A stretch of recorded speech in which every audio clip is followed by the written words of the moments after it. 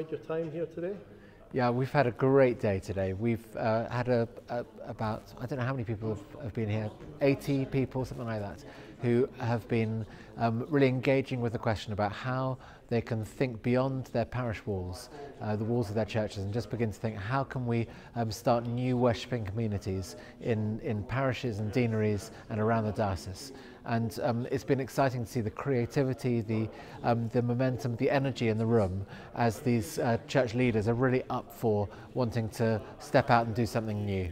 And your role in the church nationally is to assist dioceses in thinking about church planting and how church planting can make a difference to the way in which churches can grow in the future.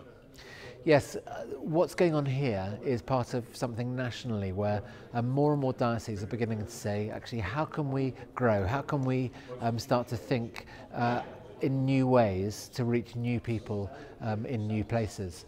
And the Blackburn Diocese has been really at the forefront of that. Part of their desire to have 50 new worshipping communities by 2026 is a fantastic goal, and what it means is they're saying we want to be intentional about this. We want to set that goal so that we can then say, okay, how are we going to achieve that? What are the steps that we need to make? And then we're going to action those things. I've just spent just the last few minutes with some of the church leaders in the Blackburn Diocese, and some of those people are saying, yes, we are up for this. We want to be a part of this initiative. We want to send some of our leaders to be leading these new communities, and indeed raising up future clergy to be able to do that in the future years.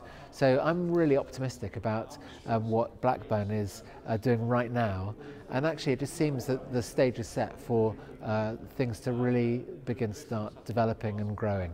One of the most encouraging things I think I heard you say today was that if we are intentional, then 50 church communities, new ones, might just be the tip of the iceberg in some ways. Yeah, well, that's the interesting thing about planning. It seems a simple thing to say, but if you work out, okay, this is the way that we're going to, say, use schools as a resource to start planting churches. If you plan to plant 10 churches in schools over the next 10 years, guess what happens? That same process will be able to be applied to other schools. You've got 200 church schools in the diocese. Just 10 of them means that in the next 10 years means actually it could be another 10 in the next 10 years or even more, because the tracks of how to do it have been laid, but also all the experience of doing it over the first 10 years is something which you can build on and learn from the mistakes that might be made, but also learn from the successes that have been made as well. And so you begin to start moving forwards, and that's just one way of planting churches. There are so many different ways of planting churches, and so as soon as you start making plans for any of those different ways, that will keep on going as more and more opportunities come up. So 50 is not enough. So hopefully, 2026, yes, 50 new church communities, but by 2030, maybe a lot more. Yeah, and I mean, obviously from the point of view of thinking about the way in which our diocese is moving forward, you seem to be very encouraged about what you've heard. Yeah, you've got some fantastic churches, some fantastic church leaders that I've met today. You've got bishops and the senior leadership team who are encouraging actively all that might be possible.